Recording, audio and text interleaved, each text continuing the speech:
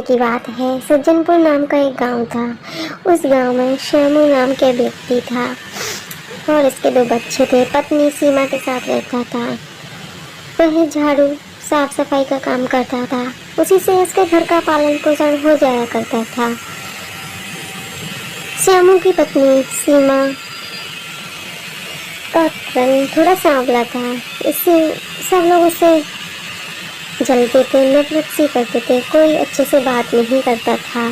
इससे श्यामू और उसकी पत्नी बहुत दुखी रहते थे। श्यामू अपनी पत्नी से एक दिन बोलता है, अरे सीमा, तुम चिंता क्यों करती हो? जैसा भी रूप है मुझे अच्छी लगती हो तुम। दूसरों की चिंता मत किया करो, कौन क्या सोचता है। हमारे 2 बच्चे हैं ना, बंटू और बबलू, दोनों ही प्यारे बच्चे हैं हमारे। देखना बड़े होकर हमारा नाम रोशन करेंगे। अच्छा सीमा, अब मेरा काम का समय हो गया है। अब मैं साफ सफाई करने जा रहा हूँ। चल बेटे बबलू, हमारा तो ये रोज़ का ही काम है, साफ सफाई करना। इसी से हमारा घर चलता है। अगर हम यही काम नहीं करेंगे तो हमारा घर कैसे चलेगा? इतना कह करके दोनों लोग गांव की तरफ चल देते हैं साफ सफाई करने। छोटा बेटा बबलू बहुत ही समझदार था और वो अपने पिताजी की हर काम में मदद करता था। जहाँ भी पिताजी इसको काम करने जाते वो साथ में जाता था, कभी उनको अकेले नहीं जाने देता था। तभी वो अपने काम पर दोनों पहुँच जाते और साफ सफाई करने लगते हैं। आज मौसम बहुत ख़राब था। गांव में आंधी आ गई थी, जिस वजह से आज बहुत कूड़ा हो गया था। कूड़ा कचरा साफ सफाई कर रहे थे। तभी शामू को बहुत ज़ोरों से आवाज़ें आ रही थी। अजीब तरह की आवाज़ें आ रही थी, रोने की, हंसने की। श्यामू काम में लीन था, वो इतना ध्यान नहीं दे रहा था। अचानक से उसकी नज़र पेड़ की तरफ जाती है और वो देखकर डर जाता है और बोलने लगता है, अरे अरे मर गया रे, अरे बबलू बेटा देखो ये चुड़ैल, ये कहाँ से आ गई रे? चुड़ैल तुम कहाँ, क्या चाहती हो हमसे?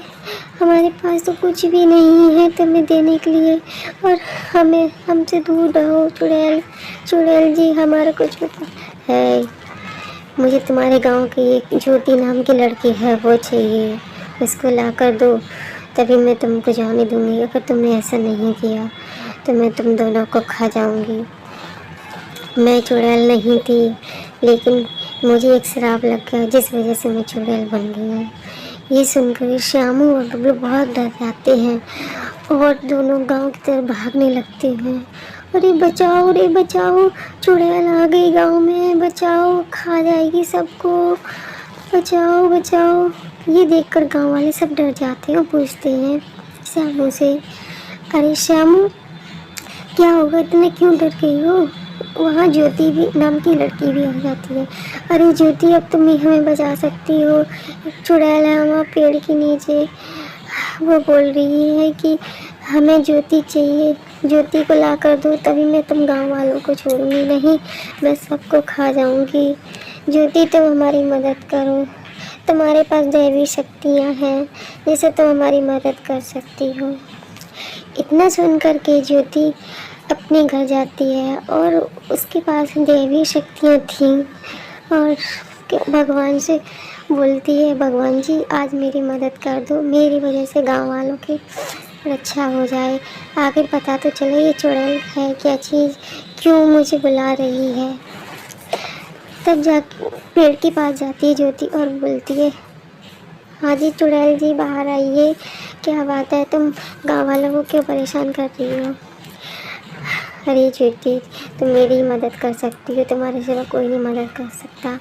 मेरी शादी हो गई थी, शादी वाले दिन मुझे मार दिया था मेरे ससुराल वालों ने, तुम ही मुझे ठीक कर सकती हो। मुझे भगवान ने बोला था सपने में आकर के कि ज्योति नाम की लड़की है, वो मुझे सही कर सकती है।